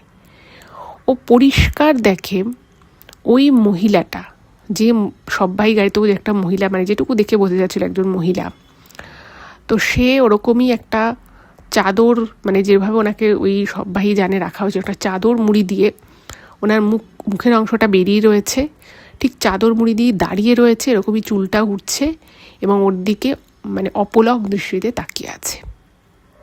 একবার সিচুয়েশানটা ভাবুন, কেউ ধরুন নিজের ঘরে শান্তি মতো ঘুমোচ্ছে, সারাদিন কাজকর্ম করে এসেছে, তারপর যদি সে মধ্যরাত 2:30-3 নাগাদ এইরকম একটা দৃশ্য দেখে, তার অবস্থাটা কীরকম হতে পারে? ও প্রচণ্ড ভয় পেয়ে যায়, এবং ভয় পেয়ে গিয়ে ও মুখ দিয়ে আওয়াজ করতে পারে না, কিন্তু ওর হাজব্যান্ডের দিকে ঠেলে সরতে যায়, যার ফলে ওর হাজব্যান্ডের ঘুমটা ভেঙে গেছে। ওর হাজব্যান্ডও ধরপড়ে ঘুম থেকে উঠে বলছে, কী হয়েছে কী হয়েছে, কী করছো তুমি? ওনা তখন মানে পুরো বাকরুদ্ধ হয়ে গেছে, ও করছে আর কিছু বলতে পারছে না, প্রচণ্ড ভয় পেয়েছে। তোর হাজব্যান্ড সঙ্গে সঙ্গে লাইট ফাইট জ্বালিয়েছে, ওকে জল খাইয়েছে, ওকে বলছে কী হয়েছে তোমার, কী হয়েছে তোমার। অনেকক্ষণ ওকে বলা টলার পরে ও তখন বলছে যে ওই মৃতদেহটা এখানে এসেছিল। তোর হাজব্যান্ড বলছে, কী বললে তুমি, এটা মৃতদেহ এসেছিল? তার মানে আবার কি সব তুমি কী উল্টোপাল্টা বলছো, তোমার কি মাথা রাতা খারাপ হয়ে গেছে, তুমি রাত দুপুরে এসব কী বলছো? তখন ও বলছে, আমি কোনো মিথ্যে বলছি না, কোনো কিছু আমি ভুল বলছি না, ওই মৃতদেহটা এখানে এসেছিল। তো ওর হাজব্যান্ড তো মানে একেবারে যাকে বলে আকাশ থেকে পড়েছে, বলছে মৃতদেহ এসেছিল, বাট এটা কীরকম কথা, তুমি কি বলছো, তুমি নিজেও জানো যে আদৌ তুমি কি বলছো? তখন ও বলছে, বিশ্বাস করো তুমি, আমি একটুও বাড়িয়ে বলছি না, আমি একটুও কোনো বাজে কথা বলছি না, একটা মৃতদেহ এখানে এসেছিল। তোর হাজব্যান্ড বলছে, আচ্ছা এটা কি কখনো সম্ভব, একটা মৃতদেহ সে নাকি এখানে এসেছো, তুমি হয়তো কোনো স্বপ্ন দেখেছো। ও বলছে, না আমি কোনো স্বপ্ন দেখিনি, এবং ও কী করেছিল, ও একটা মানে নাইট স্যুট যেগুলো হয় আর কি, ওপরে একটা টপ মতো থাকে, নিচে একটা পাতলুন টাইপের একটা যেরকম প্যান্ট মতো হয় লম্বা, সেরকম পরেছিল। এবং ও দেখছে যে প্যান্টটাও নর্মাল হাইটেই পরেছিল, বাট একদিকের পায়ের প্যান্টটা একটু নামানো রয়েছে, মানে পায়ের দিক থেকে কেউ যদি প্যান্টটাকে টানে তাহলে যদি যেহেতু সেটা যদি মানে নিচের দিকে একটু নেমে আসবে, তো ওর প্রথমে বা পাটাই মনে হচ্ছিল কিছু একটার সাথে টাচ হচ্ছে, এবং ও তখন দেখা যে দেখো বাঁ দিকের আমার পায়ের প্যান্টের দিকটা একটু নেমে আছে। তোর হাজব্যান্ড বলছে আচ্ছা এটা কোনো কথা হলো, হয়তো তুমি শুয়েছিলে, পাশ ফিরে শুয়েছিলে, হয়তো ওদিকের সাইডটা একটু টান পড়েছে, তাই হয়তো প্যান্টটা একটু ওদিক থেকে নেমে গেছে, এটাকে তুমি বলছো যে অস্বাভাবিক বিষয়, এটাকে তুমি অলৌকিক ভৌতিক বিষয় বলছো, এটা কখনো সম্ভব? আর বদ্ধ ঘরে, পুরো ফ্ল্যাটে আমরা ছাড়া, আমাদের এই ফ্ল্যাটে আর কেউ নেই, তো দরজা জানলা সব বন্ধ, তুমি বলছো একটা নাকি মৃতদেহ এসেছিল, এটা কোনোদিনও সম্ভব? এবার ওর হাজব্যান্ড একটু বিরক্তই হয়, বলছে যে দেখো তুমি যেদিন দেখেছিলে সেদিন তুমি ভয় পেয়েছো, তোমার রাতে ঘুম হয়নি, আমি মেনে নিলাম, তোমার তারপরের দিনও ঘুম হয়নি, আর আজকে তুমি বলছো মৃতদেহ ঘরে এসেছিল, এটা কী ধরনের কথাবার্তা? কালকে দেখো আমারও প্রচুর কাজ আছে, তোমাকেও অফিসে যেতে হবে, তোমারও প্রচুর কাজ আছে, তো প্লিজ তুমি ঘুমো। এই বলে ওকে বলে যে ঠিক আছে, তোমার যদি ভয় লাগে তাহলে তুমি তোমার দিকের যে ল্যাম্পটা রয়েছে, টেবিল ল্যাম্পটা, তুমি সেটা জ্বালিয়ে নিশ্চিন্তে ঘুমাও, কেউ নেই, আমি আছি। ওকে আশ্বস্তও করে, বলে যে তুমি একদম এগুলো ভেবো না, বলে ওর হাজব্যান্ড আবার শোয় এবং ঘুমিয়ে পড়ে। কিন্তু ওর দীপার আর ঘুম আসছে না, ও ভাবছে যে কী হচ্ছে ব্যাপারটা, সত্যি সত্যি আমি মানে বেশি বেশি ভাবছি বা আমার মনের ভুল? তারপরে ও ভাবছে যে এতটা মনের ভুল কী করে হয়, একটা মানুষের মনের ভুল কিছুটা হতে পারে, বলে এতটা তো হতে পারে না। এবং ও তার সাথে সাথে এটাও ভাবে যে আমার বা পাটাই প্রথমে মনে হচ্ছিল যে কিছু একটা টাচ হচ্ছে, কিছু একটা লাগছে, আর সেদিকের পায়ের প্যান্টটা একটু মানে নামানো অবস্থায় ছিল, এটা কি করে হয়? এবং ও বুঝতে পারে যে ওর এটা মনের ভুল হতে পারে না, ও ভাবছে যে সত্যি তো, আমি যদি এখন এটা, যেটা আমি আমার হাজব্যান্ডকে বলছি, এটা ওর পক্ষে বিশ্বাস করাটা কঠিন, কারণ এটা সত্যিই খুব বাজে একটা মানে কথা আমি বলছি, যার কোনো যুক্তি নেই, যার কোনো বৈজ্ঞানিক ব্যাখ্যা নেই। কিন্তু ও ভাবছে যে আমিও এতটা ভুল বলতে পারি না, আমি যেটা বলছি সেটা ঠিক এবং আমার ভাবনার মধ্যে কোনো ভুল নেই। যাই হোক, কোনো রকমে ভাঙা ভাঙা ঘুম হয় এবং সকালটা ওর কেটে যায় এইভাবেই। এটা মানে সকালটা হয়ে যায় এবং ভোর হওয়ার পরে ও যাই হোক নর্মাল কাজকর্ম করছে। তো ওর হাজব্যান্ড ওকে সকালবেলা ব্রেকফাস্ট করতে করতে বলছে যে আচ্ছা তোমার সমস্যাটা কী হচ্ছে, তুমি আমায় বলো। তখন ও ভাবে যে না, আমি আর হাজব্যান্ডকে এসব বিষয়ে জড়াবো না, হয়তো এটা আমার মনে একটা কিছু আসছে বা কিছু একটা হয়তো আমার সাথে হচ্ছে, বাট আমি যদি এখন ওকে কন্টিনিউয়াসলি এই বিষয়টা নিয়ে বলতে থাকি তাহলে ও টেনশন করবে, ওরও চিন্তা হবে, ওরও মনে হবে আমার কি অসুবিধে হলো। তো ও বলে না, আমি বুঝতে পেরেছি, অ্যাকচুয়ালি আমি তো খুব ভয় পেয়ে গেছিলাম, সেই জায়গা থেকে আমি হয়তো স্বপ্ন দেখেছি, তাই হয়তো আমি এটা তোমাকে বলে ফেলেছি, বাট তুমি আমাকে বোঝালে, সত্যি এগুলো তো সব মনের ভুল। তো ও ব্যাপারটা পুরোটাই ওর হাজব্যান্ডের থেকে চেপে যায় এবং ও ভাবে যে আমি আর এই বিষয়ে একটা কথাও আমার হাজব্যান্ডকে আর বলবো না। যাই হোক, গেল আবার পরের দিন এই কাজকর্ম করে যখন ও রাতে ঘুমানোর সময় এসেছে, তো ওর হাজব্যান্ড, ও বলার আগে ওর হাজব্যান্ড ওকে বলে যে শোনো, তুমি কিন্তু তোমার দিকে লাইটটা জ্বালিয়ে শোবে, আর তুমি একদম চিন্তা করবে না, তোমার যদি কোনো ভয় লাগে কোনো কিছু, তুমি আমায় ডাকবে, কিন্তু তুমি এত প্যানিক করবে না, কারণ আগের দিন তুমি যেরকম প্যানিক করছিলে, এসি চলছে ঘরে, তাতেও তুমি দরদর করে ঘামছো, এতে কিন্তু তোমার প্রেশারও বেড়ে যাবে, শরীর খারাপ হবে। তো ওর হাজব্যান্ডকে আশ্বস্ত করে না না, ওরকম কিছু না। এবার ওদের মানে দীপার ঘরটা কীরকম সেটা আমি আপনাকে বলি, ওদের বেডরুমটা, কারণ এর পরের যে বিষয়গুলো আপনারা শুনবেন সেটার সাথে এই বিষয়টা কিন্তু একটু ওতপ্রোতভাবে জড়িত। দীপাদের যে বেডরুমটা, সেই বেডরুমে খাট রয়েছে, দুদিকে দুটো টেবিল রয়েছে, এবং যেহেতু দুজনেই চাকরি করে, কাজ করতে হয় অনেকের অনেক রাত অবধি, তো সেই জন্য দুজনেরই বেড সাইড, দুপাশেই বেড সাইড টেবিল রয়েছে এবং সেখানে রীতিমতো আলো রয়েছে, আলোর ব্যবস্থা রয়েছে। আর ওদের ঘরে সামনের দিকে একটা বিশাল শোকেস টাইপের রয়েছে এবং সেই শোকেসের একটা পাশে রয়েছে একটা মিরর, বড় মিরর, আর অন্য পাশে কিছু ওদের ঘর সাজানো জিনিসপত্র সাজানো রয়েছে। এবার যথারীতি ওরা দুজনে গল্প করে, ওর হাজব্যান্ড বলে চলো একটা আমরা ভালো সিনেমা দেখি, তো একটা সিনেমাও দেখে ঠেকে 12:30 পৌনে 1 নাগাদ দুজনে শুয়ে পড়েছে এবং ওর হাজব্যান্ড বলছে দেখো তুমি কিন্তু আজকে একদম ভয় পাবে না, ওরকম কিচ্ছু ব্যাপার নেই, ওরকম ভূত কিছু হয় না, তুমি নিশ্চিন্তে ঘুমাও। তো ও শুয়েছে, ঘুমোচ্ছে, ঘুমটা এসেও গেছে, ও ঘুমোচ্ছেও। কিছুক্ষণ পরে ওর ডান হাতটা খুব ব্যথা করতে থাকে। এবার ওই ডান হাতে ওর হঠাৎ করে এত ব্যথা শুরু হয়, ও জেগে যায়। এবার জেগে গিয়ে ও হাতটাকে তুলে দেখছে যে হাতটা ওর সাইড ফিরে ছিল, তো সেই জন্য হয়তো ভাঁজ খেয়ে গেছিলো, সেই জন্য হয়তো ব্যথা করছে। এবার ও কি করে, একটু উঠে একটু জল খেয়ে একটুক্ষণ বসে থাকে এবং ও দেখছে যে না, পুরো ঘরটা একদম শান্ত শিষ্ট, যেরকম থাকার কথা সেরকমই আছে। এবং ও মনে মনে না খুব আশ্বস্ত হয় যে তার মানে আমি মানে যে জিনিসগুলো দেখছিলাম, যেগুলো আমি ফিল করছিলাম, এগুলো হয়তো তাহলে সবটাই মনের ভুল। ঠিক আছে, খুব ভালো কথা, এবার আমি শুয়ে পড়ি। তো তখন প্রায় ওরকমই 2:30-3টে মতো বাজে। ও শুতে যাবে, সেই সময় টাক করে একটা আওয়াজ হলো, টাক করে। এবং সেটা কিন্তু ঘরের বাইরে থেকে নয়, ঘরের ভিতর থেকে। এবং যেই মুহূর্তে আওয়াজটা হয়, ওর কি করে, ও বুঝতে পারে যে কিছু একটা তো হলো। এবার সঙ্গে সঙ্গে ওর হাজব্যান্ডের দিকে তাকিয়েছে, তো দেখছে ওর হাজব্যান্ড এই মানে আওয়াজটায় জাগেনি, ও ঘুমোচ্ছে। তো সঙ্গে সঙ্গে দীপা কী করে, ওর মানে বেডের সামনে যে ল্যাম্পটা রয়েছে সেই ল্যাম্পটা জ্বালানোর চেষ্টা করে। কিন্তু কি অদ্ভুত বিষয় দেখুন, ও যখনই ল্যাম্পটা জ্বালানোর চেষ্টা করে, ও বুঝতে পারে যে ল্যাম্পটাকেও জ্বালাতে পারছে না, মানে ল্যাম্পটা জ্বলছেই না। তো ভাবলো ল্যাম্পটা কি কেটে গেল তাহলে। এবার ও ভাবছে তাহলে কি করব। ভাবতে ভাবতে আরও একটা ঠাক করে আওয়াজ হয়েছে। এবার যে মুহূর্তে আওয়াজটা হয়েছে সেই মুহূর্তে না ওর প্রচণ্ড ভয় লেগে গেছে।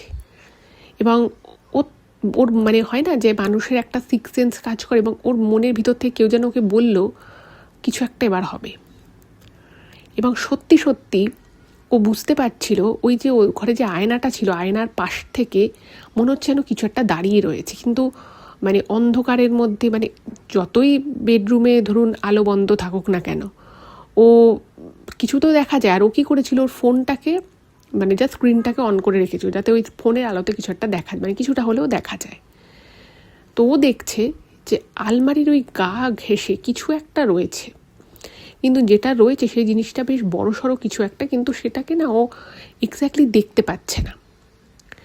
এবং তারপরে ওই অফ হোয়াইট কালারের যে চাদরটা দিয়েও দেখেছিল যে ওই শবদেহটাকে মোড়ানো ছিল, ও বুঝতে পারছে ওই জায়গাটা একটা অফ হোয়াইট কালারের চাদর মতো কিছু একটা রয়েছে। এবং সেটাও যে মুহূর্তে দেখে ওর গাটা পুরো গুলিয়ে যায়, এবং পরিষ্কার বুঝে যায় যে আবার ওই মৃতদেহ শবদেহটা ওখানে রয়েছে। ওর না তখন প্রচণ্ড ভয় করছে। এবার ও ভাবছে, ও বারবার লাইটটা জ্বালানোর চেষ্টা করছে, লাইটটাও জ্বালাতে পারছে না। ওর ফোনের ফ্ল্যাশ লাইটটা, ভাবুন, ও ফোনের ফ্ল্যাশ লাইটটা অন করার চেষ্টা করছে, কিন্তু কোনোভাবেই না ফ্ল্যাশের সুইচটায় আঙুল ছোঁয়াতে পারছে না।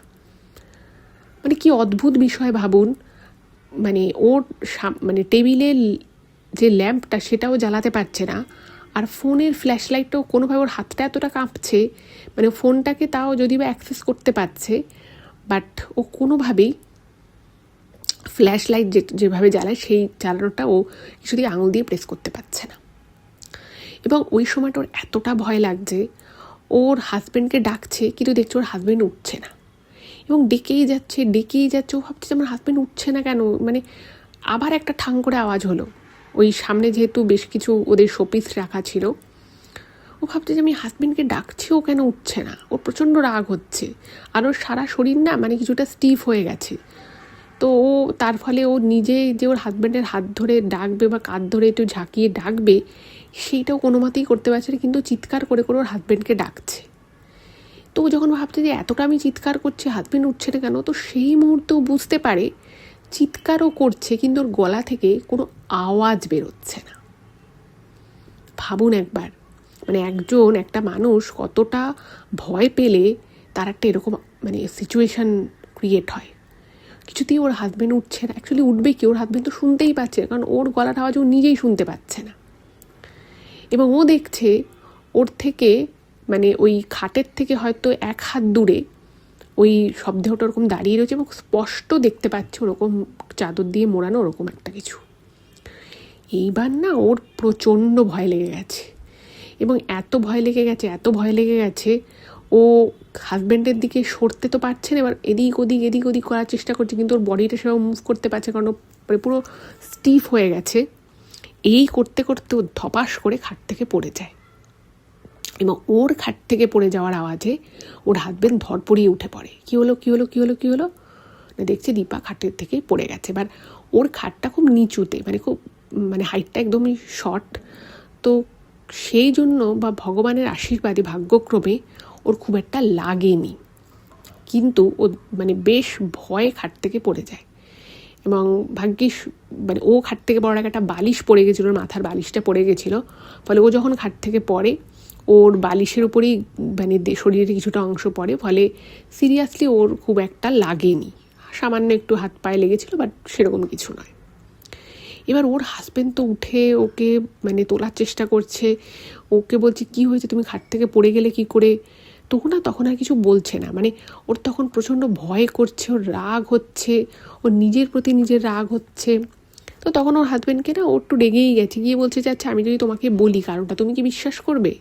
তখন ওর হাজব্যান্ড বলছে কী হয়েছে সেটা আমাকে বল, আমি নিশ্চয়ই বিশ্বাস করব। তখন ওর হাজব্যান্ডকে কাঁদতে কাঁদতে বলে যে দেখো আমি তোমাকে যেগুলো বলছি এগুলো একটাও মিথ্যে নয়। এবং ও বলছে জানো আমার হাতের মধ্যে মানে ও বলছে তা যে কী হয়েছিল তাহলে। তখন ও বলছে আমি এরকম দেখেছি যে এরকম ওই মৃতদেহর সেই মুখটা এরকম আলমারির পাশে রয়েছে এবং ঠাক ঠাক করে 3টে আওয়াজও হয়েছে, তুমি একটা আওয়াজও শুনতে পাওনি। তো ওদের যে শোপিস রাখার যে জায়গাটা ছিল সেখানে না ছোট্ট ছোট্ট মানে 3টে সেট, মানে একটাই সেটই আর কি, কিন্তু 3টে ছোটো ছোটো শোপিস ছিল। সেই শোপিসে 3টে পুতুল ছিল, একটা বড় পুতুল, একটা একটু ছোটো, আর একটা আরেকটু ছোটো। এবার ওই জিনিসগুলো খুব সুন্দর করে ওদের ঘরে সাজানো থাকতো এবং ওই ফ্ল্যাটে ওরা দুজন ছাড়া আর কেউই থাকে না, ওই জায়গাটা কেউ হাতও দেয় না। যতদূর মনে আছে ওদের সেটা হচ্ছে যে ওরা দুজন যখন শুতে যায় তখনও কিন্তু শোপিসগুলো একদম ঠিক ছিল। এবার রাতের বেলাও যখন পড়ে যায় খাট থেকে, তারপরে যখন ওর হাজব্যান্ডকে বলে যে আমি এরকম এরকম দেখেছি, ওইখানটায় দাঁড়িয়েছিল এবং আমার প্রচণ্ড ভয় করছিল, আমি তোমাকে অনেকবার ডেকেছি, বাট আমার মুখ থেকে মানে আমি চিৎকার তো করছিলাম কিন্তু আমার মুখ থেকে কোনো আওয়াজ বেরোচ্ছে না, কোনো ভয়েসের যে সাউন্ড সেটা আসছিল না, সেই জন্য তুমি জাগোনি। কিন্তু আমি এটা দেখেছি এবং আমি স্পষ্ট দেখেছি ওই জিনিসটা মানে ওই মৃতদেহটা আমার দিকে মনিটা বারবার ঘুরে ঘুরে তাকাচ্ছে, বলছে আওয়াজও হয়েছে এরকম। তো ওর হাজব্যান্ড বলছে যে তুমি এগুলো বলছো, আমি না হয় বিশ্বাস যদি করেও নি, তুমি বাকি লোকেদেরকে কী করে বিশ্বাস করাবে। আর এগুলো সমাধানই বাকি, কোনো অসুবিধে হলে শরীর খারাপ হলে না হয় ডাক্তারের কাছে যাওয়া যায়, কিন্তু তুমি যেগুলো বলছো এগুলো শুনে আমি কাকে কি বলবো, এগুলো তো শুনে আমার কিছু বলার নেই। তো তখন কথা বলতে বলতে ওদের দুজনেরই চোখটা যায় ওই শোপিসের দিকে এবং ওর হাজব্যান্ড প্রথমে লক্ষ্য করে যে ওই যে একটা সেট ছিল 3টে পুতুলের যে সেট, সেই 3টে পুতুল পড়ে গেছে। একটা মাটিতে পড়েছে, আর একটা নিচের তাকে পড়েছে, আর একটা এমনি সাইডে পড়ে রয়েছে। ওই যে বলেছিলাম যে 3টে ঠাক ঠাক আওয়াজ হলো, ওই 3টে আওয়াজ কিন্তু 3টে পুতুল পড়ে যাওয়া হয়েছিল। এবং এটা দেখে ওর হাজব্যান্ড বলছে আচ্ছা পুতুল 3টে পড়লো কী করে। তো দীপা বলছে আমি জানি না, এই পুতুল 3টে তো শোয়ার সময় ঠিক একই জায়গাতে ছিল, কারণ শোপিসটের সামনে মানে ওরা মুভি দেখছিল, তারপরে ও একবার নাইট ক্রিম মেখেছে ওটার সামনে, তখনও দেখেছে ওগুলো ঠিকঠাক আছে। তো এখানে একটা প্রশ্নচিহ্ন ওর হাজব্যান্ডের মনেও তৈরি হলো যে 3টে আওয়াজের কথা দীপা বলছিল সেই 3টে আওয়াজ যদি শুধুমাত্র ওর মনের ভুল হয় তাহলে শোপিস 3টে পড়ে গেল কী করে, কে ফেললো। আর একটা মানুষ একবার ভুল দেখতে পারে, দুবার ভুল দেখতে পারে, 3বারও ভুল দেখতে পারে, কিন্তু বারংবার ভুল দেখা, বারংবার ও বুঝতে পারছে যে কিছু একটা ঘরের মধ্যে রয়েছে এবং বারবার যেটা ও দেখছে এবং ও বলছে যে আমি একটা হাওয়ার পরিবর্তন, ঘরের ভেতরে যদি একটা কিছু থাকে দেখবেন সেখানে একটা বাতাস সৃষ্টি হয়, একটা বাতাসের পরিবর্তন হয়, একটা মানুষ দেখবেন একটা ঘরে ঢুকলেও একটা পরিবর্তন হয় বাতাসের। মানে ওর হাজব্যান্ডেরও মনে হয় যে এই মেয়েটা তো এরকম কথা বলে না কখনো, তো ও এখন বারবার বলছে মানে নিশ্চয়ই সেখানে কিছু একটা ঘটনা তো ঘটেইছে, নালে ও কেন বারবার বলবে। শুধু শুধু তো আর একটা মেয়ে একটা মানুষ তার শুধু শুধু একই কথা বারবার আওড়াবে না, তাই না। তো ওর হাজব্যান্ডও ভাবে যে সত্যি তো কিছু কি তাহলে সত্যি ঘটেছে। এবার ওর হাজব্যান্ডও বুঝতে পারছে না ব্যাপারটা কি। তোর হাজব্যান্ড বললো যে ঠিক আছে দেখো আমি তোমার সমস্ত কথা বিশ্বাস করছি, কিন্তু এখন কি করা যায় এটা আমাদেরকে ভাবতে হবে। তো প্রথমত ওর হাজব্যান্ড বললো যে ঠিক আছে তুমি একটা কাজ করো, তুমি 2-3 দিনের জন্য অফিস থেকে লিভ নাও, কারণ ওই কদিনেই ওর না চোখের তলায় পুরো কালি পড়ে গেছে, চোখ মুখ ভিতরে ঢুকে গেছে, মানে একটা ট্রমা। আর দ্বিতীয় কথা হচ্ছে যে দিনের পর দিন ঘুম হচ্ছে না, শরীর রীতিমতো খারাপ লাগছে। তোর হাজব্যান্ড বললো যে তুমি একদম চিন্তা করো না, আমি যত তাড়াতাড়ি সম্ভব অফিস থেকে সন্ধ্যের পর ফেরার চেষ্টা করব, আর তুমি বিকেল থেকেই ফ্ল্যাটে যত আমাদের লাইট আছে সব লাইট জ্বালিয়ে রাখবে, দেখি কি হয়। এবার দীপা সেই সময় এতটা ভয় পেয়েছে, ও বলছে না আমি অফিস যাব, কারণ আমি যদি এখন সারাদিন বাড়িতে থাকি এই জিনিসগুলো আমার মনে মাথার মধ্যে এমন আস্তে আস্তে আরও বেশি এফেক্ট করা শুরু করবে যে তখন আর আমি এগুলোকে কোনোভাবেই ইগনোর করতে পারবো না। তো অফিস কামাই দিয়ে আমার কোনো লাভ নেই, আমি অফিস যাব। তোর হাজব্যান্ড বললো ঠিক আছে তুমি যেটা ভালো মনে করো সেটাই করো। তো অফিস যায়, সারাদিনটা খুব কষ্ট করে কাটায় এবং সন্ধ্যের পর থেকে ওর না একটা প্যালপিটেশন হতো। ও ভাবতো যে এই আবার শুরু হবে। এবং সেই দিন যেদিন ওরা দুজনে অফিস গেল, রাতের বেলা ওই জিনিস তিনটে পড়ে গেল, সেই দিন ওরা দুজনেই কিচেনে ছিল, আর ওর হাজবেন্ড দুজনে মিলে রান্না করছিল এবং ওদের কিচেনের পাশেই হচ্ছে ডাইনিং হলটা। তো ওখানে কিচেনে ওরা দুজনে রান্না করে খাবে। তখন বাজে রাত এই 9টা 10, 15 এরকম। ওদের ঘরে থেকে না হুড়মুড়ি একটা কিছু পড়ে যাওয়ার আওয়াজ আসে। এবার দুজনেই আওয়াজটা পেয়েছে, তো ভয় পেয়ে গেছে দুজনেই। হঠাৎ করে 9টার সময় বন্ধ ফ্ল্যাটের মধ্যে থেকে ওরা দুজন ছাড়া আর কেউ নেই, আর ওরা অফিস থেকে এসে ওদের বেডরুমে ঢুকেছিল। বেডরুমের জানলা অলওয়েজ দেয়াই থাকে যেহেতু এসি চলে। তো ওরা হঠাৎ করে বেডরুমে এসে ঢুকেছে, কারণ বেডরুম থেকেই আওয়াজটা এসছে। এবার ওরা যখন বেডরুমে ঢুকে দেখছে যে ওদের বেডরুমের বিছানার যে চাদর, সেই চাদরটা পুরো লণ্ডভণ্ড। চাদরটা মনে হচ্ছে যেন কোনো মানুষ টান মেরেছে কেউ একদিক থেকে। এবং দীপার দিকের যে টেবিলটা রয়েছে সেই টেবিলে ল্যাম্পটা পড়ে রয়েছে, পাশে একটা নোটবুক ছিল, ওর মোবাইলটা চার্জ হচ্ছিল, সব কিছু মাটিতে পড়ে রয়েছে। এটা দেখে না ওর হাজব্যান্ডেরও প্রচণ্ড ভয় লেগে যায়, কারণ ঘরে আর দুজনে ছাড়া কেউ নেই। আর একটা ধরুন কারোর ঘরে যদি কোনো কুকুর বিড়াল থাকে, সেও হয়তো এতটা লণ্ডভণ্ড ঘর করে না। তাহলে এটা করলোটাকে, কেউ নেই ঘরে ওরা দুজন ছাড়া। ওরা দুজনেই কিচেনে কাজ করছিল, সেখান থেকে বেডরুম থেকে আওয়াজ হয়, ওরা চলে আসে এবং বেডরুমের অবস্থাই।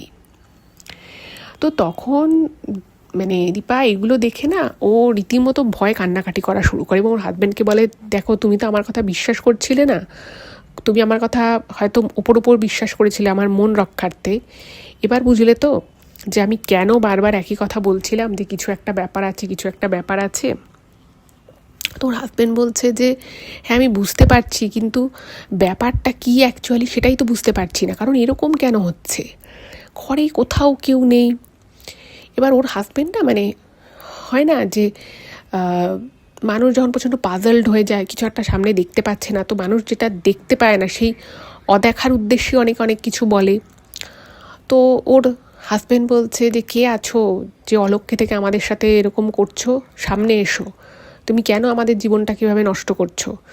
দীপা তো ভয় পেয়ে প্রচণ্ড ভয় পেয়ে সিটিয়ে আছে, আমিও বুঝতে পারছি না এগুলো কে করছে, তুমি কে আমাদের জীবনটা কীভাবে লণ্ডভণ্ড করতে এসেছো, কে, সামনে এসো এরকম করে বারবার বলছে। এবার যে মুহূর্তে এরকম বলছে, দীপা যেটা লিখেছে যে ওদের ফ্ল্যাটে কোনো দিন কোনো লাইটের বাস্ট করা, কেটে যাওয়া এরকম কোনো দিন হয়নি। হঠাৎ করেই ওদের ফ্ল্যাটে, ওদের বেডরুমের ফ্ল্যাটের যে বেডরুম, সেই বেডরুমে একটা টিউবলাইট ছিল, ঠাকাশ করে টিউবলাইটটা আওয়াজ হয় এবং কাঁচ শুদ্ধ এক পাশ ভেঙে যায়। বলছে যে এইরকম কোনো অভিজ্ঞতা, এরকম কোনো দৃশ্য আমি এর আগে কোনো দিন দেখিনি, ইভেন আমার হাজব্যান্ডও কোনো দিন এরকম দৃশ্য দেখেনি। সেও কিন্তু খুব ভয় পেয়ে যায়, ভাবে যে হঠাৎ করে হলোটা কীভাবে, বাল্ব ভেঙে গেল। তখন বুঝতে পারে কিছু একটা বিশাল গন্ডগোল আছে। তো সঙ্গে ওরা বেডরুমটাকে লক করে, ওরা শুধু নিজেদের ফোন ল্যাপটপ নিয়ে ওরা বেডরুমটা লক করে ওরা অন্য ওদের যার একটা বেডরুম ছিল সেই বেডরুমে চলে আসে, আর দুজনেই প্রচণ্ড ভয় পেয়ে গেছে। তো সঙ্গে দীপা বলছে যে না অনেক হয়েছে, আমি ওর দীপা আর কি ওর শাশুড়িকে ফোন করে, শাশুড়ি মাকে ফোন করে সমস্ত ঘটনা বলে। সেই প্রথম যেদিন ওরা ওদের বর্ধমানের বাড়ি যাচ্ছিল সেদিন থেকে আর কি ওই শবদেহ দেখেছিল, এই সমস্ত ঘটনাটা বলে। তো শাশুড়ি মা বলে যে একটা কাজ কর, তোরা এই রাতটুকু হনুমান চালিসা পাঠ কর, ঘরে চালিয়ে রেখে মোটামুটি কাটা। তো একটা কাজ কর, তোরা সকাল এখানে চলে আয়, অফিস পরে হবে, আগে তোরা নিজেরা ঠিক থাক, আমার এই জিনিসগুলো শুনে খুব একটা ভালো ঠেকছে না। এবার সারাটা রাত ওরা প্রচণ্ড ভয়ের মধ্য দিয়ে কাটাটা ট্রমা বলা যেতে পারে। এবং ও যেটা লিখেছে, সারা রাতে প্রায় 10 থেকে 12 বার ওদের ওই বেডরুম থেকে ঠাক ঠুক কিছু একটা পড়ার আওয়াজ ওরা কন্টিনিউয়াস পেতে থাকে। মানে কিছুক্ষণ আওয়াজ হয়, তারপরে আবার বন্ধ হয়ে যায়, আবার কিছুক্ষণ আওয়াজ হয়, সেরকম। এবং এই জিনিসটা চলে প্রায় ভোর 4:30 অবধি। এবং ওই ঘরে কেন যে এরকম আওয়াজ হওয়া শুরু হলো সেটা ওরা বুঝতে পারলো না। এবং ওরাও যে ঘরটায় ছিল সেই ঘরটায়, সেই বেডরুমটা ওরা ঠাকুর রাখতো। সেই বেডরুমে কিন্তু কোনো আওয়াজ হয়নি, কিছু হয়নি, কোনো অস্বাভাবিকতা কিছুই হয়নি। যা হচ্ছিল শুধুমাত্র ওই ঘরটাতেই। এবার না মানে মানে যে ওর হাজব্যান্ড এগুলো বিশ্বাস করতো না বা ভাবতো যে এগুলো ফালতু কথা, বানানো কথা, সেও প্রচণ্ড ভয় পেয়ে গেছে। কারণ দেখবেন, কোনো একটা জিনিসের যদি কারণ বোঝা না যায়, মানুষের কিন্তু সেটা নিয়ে আরও ভয় ভীতিটা বেড়ে যায়। তো ওর হাজব্যান্ডের ক্ষেত্রেও তাই হয়েছে, কারণ ওরা বুঝতে পারছে না অ্যাকচুয়ালি ব্যাপারটা হলোটা কি। তো ভোর হতেই ওর হাজব্যান্ডও অফিসে মেল করে দেয় যে 2 দিন আমি অফিস আসতে পারবো না। ও মেল করে দেয়, দুজনে মিলে সোজা গাড়ি নিয়ে একদম বর্ধমান চলে যায়। তো সেখানে গেছে, ওর শাশুড়িকে সমস্ত কথা তো আগেই বলেছিল। শাশুড়ি মা বলছে যে আমার কিন্তু খুব একটা ভালো ঠেকছে না, তোদের কোনো বড়সড় বিপদ হয়ে যেতে পারতো। আর তুই তো আমাকে সেদিনই বলবি, মানে দীপাকে বলছি, তুই তো আমাকে সেদিনই বলবি যে এরকম এরকম হয়েছে, তাহলে সেদিনই তোকে ভালো করে আর কি, শুধু তুই এসে স্নান করেছিলি, এটা ভালো করেছিলি, কিন্তু সেদিনই তাহলে তোকে একটু ঠাকুরের কাছে নিয়ে গিয়ে ঠাকুরের আরতি দেখিয়ে ঠেকিয়ে, ওদের ওখানে একটা মন্দির আছে বলছে, সেখানে তোকে ঝাড়িয়ে আনতাম তোদের দুজনকেই। তো বলছে যে ঠিক আছে, তোকে সন্ধেবেলা ওদের ওখানে একটা মন্দির আছে বলছে, সেখানে, মানে যেহেতু বর্ধমানে ওদের আদি বাড়ি, বহু পুরনো ওরা বাসিন্দা, তো সেখানকার সমস্ত আশেপাশের লোককে ওদের চেনা আছে। তো ওদের ওখানে একটা বাড়ি রয়েছে, সেখানে মন্দির রয়েছে, সেখানে মা দুর্গার বিশাল পুজো হয় দুর্গাপুজোর সময়, শরৎ উৎসবে। তো সেখানে মায়ের নিত্য পুজো হয়। তো সেখানেই সেই মন্দিরেই ওদেরকে নিয়ে গেছে। ভালো কথা, নিয়ে গেছে। তো নিয়ে যাওয়ার পরে ওই যে ওখানের যে আর কি পূজারি ছিলেন, তো সে জিজ্ঞেস করেছে কি ব্যাপার কি না। তো ওর মা সমস্ত ঘটনাটা বলেছে যে এরকম এরকম আমার ছেলের বউয়ের সাথে ঘটেছে। তো তখন ওই ঠাকুরমশাই বলছে যে তোমরা তো এটা আগেই বলতে পারতে। তখন বলছে কেন? বলছে যে তোমার যখন ওই শরীরটা ভারী হয়ে এলো, তোমার শরীর খারাপ লাগছিল, তখনই তোমার বুঝে যাওয়া উচিত ছিল যে কিছু একটা গণ্ডগোল হয়েছে। এবার দেখুন, আমরা যারা শহরে বাস করি, বা আমরা এখনকার শুধু শহরে বাস করা মানুষ বলেই নয়, এখন না মানুষ অনেক কিছুই, এখন আগেকার দিনে অনেক কিছু বলতো, কিন্তু এখনকার দিনে ওই খোলা চুলে থাকা বলুন বা হাওয়া বাতাস লাগা বলুন, এগুলো অনেকেই বিশ্বাস করে, 98% লোকই বিশ্বাস করে না। কিন্তু আগেকার দিনে যেগুলো বলা হতো সেগুলোর কিন্তু কিছু না কিছু রিজন ছিল। এখনকার দিনে হয়তো মানুষ এগুলো মানে না। তো ওই ঠাকুরমশাই বলেন যে ওই যে মৃতদেহটা যাচ্ছিল, একটা কথা আছে যে একজন যখন মারা যায় তারপরে কিছুটা সময় খুব ইম্পর্টেন্ট কিন্তু, এবং সেই সময় কিছু কিছু তিথি নক্ষত্র বা কিছু কিছু মানে মৃত মানুষের যা যা থাকে আর কি, তার বিভিন্ন ধরনের চিহ্ন বলুন বা সে যেরকম জাতক জাতিকার আর কি মানুষ, সেই জায়গা থেকে কিন্তু কিছু কিছু আত্মার ক্ষেত্রে সঙ্গে সঙ্গে কিন্তু মুক্তি ঘটে না, এবং তার কিন্তু সেই বেঁচে থাকার আকাঙ্ক্ষা একটা থেকে যায় যদি তার অপঘাতে মৃত্যু হয়ে থাকে। তো বলছে অনেক সময় কি হয় যে তার আত্মা শরীর ছেড়ে দিয়েও আবার কিন্তু সে শরীরে প্রবেশ করতে চায়, কিন্তু সে করতে পারে না। ফলে অনেক সময় এমন কিছু কিছু তিথি নক্ষত্রের উপস্থিতি এমন হয় যে অনেক সময় দেখা যায় যে সে হয়তো সেই শরীরে দ্বিতীয়বার প্রাণ নিয়ে প্রবেশ করতে পারে না, কিন্তু সে চেষ্টা করে সেই শরীরের উপরে বিভিন্ন প্রভাব খাটানোর, কিন্তু সে আত্মা তো আর নতুন করে প্রাণ ফিরে পায় না, কিন্তু তারপরে কিন্তু সে ওই শরীরের আশেপাশেই ঘুরতে থাকে। এবং অনেক ক্ষেত্রে এরকম হয় কিছু কিছু বিশেষ তিথি নক্ষত্র, এবং সেটা মানুষের মানে রাশির উপরেও, কিছু কিছু রাশির উপরেও ডিপেন্ড করে, হালকা রাশি ভারী রাশি। যেহেতু দীপার রাশিটা খুব হালকা রাশি, তো ওই যে ও তাকিয়েছিল এবং সেই সময় হাওয়া বাতাসের কিছু একটা পরিবর্তন ঘটেছিল, তো সেসব কারণের জন্য ওর উপরে কিন্তু সে আত্মার একটা প্রভাব পড়ে বা সে একটা প্রভাব বিস্তার করতে চায়। তো ঠাকুরমশাই বলছেন যে তবুও তুমি একটা গাড়িতে ছিলে, ওই মৃতদেহটা একটা গাড়িতে ছিল, এবার দেখে ভয় লাগা বা চোখ ঘোরানো এটা তবু হতে পারে, কিন্তু তারপরে এই যে দীর্ঘ একটা প্রভাব, সেটা খুব একটা স্বাভাবিক নয়। তো তো তখন ওকে ঠাকুরমশাই বলেন যে তোমরা যেখানে দাঁড়িয়েছিলে সেখানে কি ওই মৃতদেহের গাড়িটাও দাঁড়িয়েছিল? তো দীপা বলছে না, ওর হাজবেন্ডও বলছে না, এরকম তো কিছু হয়নি। এইবারে দীপার একটা জিনিস মনে পড়ে, সেটা হচ্ছে যে প্রথমে কিন্তু ওই মৃতদেহের গাড়িটা, সববাহী গাড়িটা কিন্তু পিছনে ছিল। এবার যেহেতু খুব ভালো, মানে ওরা যখনই গাড়ি চালায় বা একটু লং ডিস্টেন্স হলেই ওরা গান চালায়। এবার এসি চললেও মাঝপথে কী করেছিল, দীপার চুলটা খোলা ছিল এবং ও কী করেছিল, গাড়ির উইন্ডোর গ্লাসটা নামিয়ে, একটুখানি যেহেতু ফাঁকা ফাঁকা ছিল, ও চুল খুলে বেশ বাইরের মিষ্টি হাওয়াটা নিচ্ছিল, কারণ হালকা হালকা মনে হচ্ছিল বৃষ্টি হবে হবে, বেশ একটা ঠান্ডা হাওয়া দিচ্ছিল। তো ও কী করেছিল, সুন্দর গান চলছে, ওর মুডটাও খুব ভালো ছিল, তো ও কী করেছিল, গ্লাসটা নামিয়ে চুল খুলে ও কিছুক্ষণ হাওয়া খেয়েছে।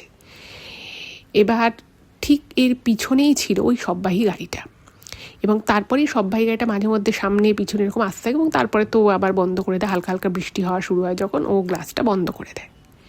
এবার ওইটুকু সময় যে ও খুলেছিল সেইখানেই একটা হাওয়া বাতাস ওর কিন্তু লেগে যায়। এটা কিন্তু অনেক সময় আমরা শুনে থাকি, আমাদের গুরুজনেরা বলে থাকেন যে হাওয়া বাতাস লেগে যায়, গ্রামের দিকে তো মানুষ অনেকে মানেও।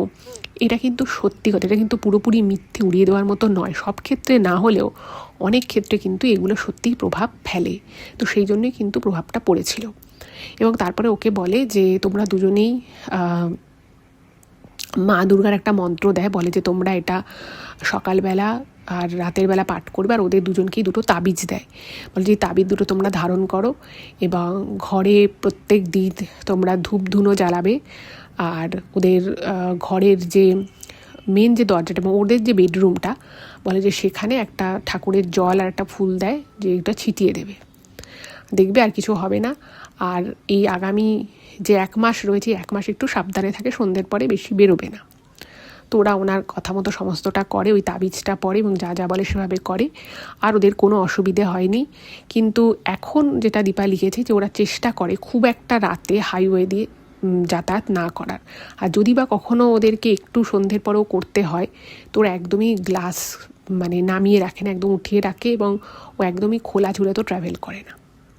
তো এটাই ছিল ঘটনাটা। তো বেশ ভয়ের লেগেছে। আপনাদের কেমন লাগলো অবশ্যই জানাবেন। যদি ভালো লাগে প্লিজ চ্যানেলটাকে সাবস্ক্রাইব করবেন, আর ভিডিওগুলো একটু সকলের সাথে ফেসবুক হোয়াটসঅ্যাপে শেয়ার করে দিন। ভালো থাকবেন, দেখা হবে আবার পরের এপিসোডে। নমস্কার।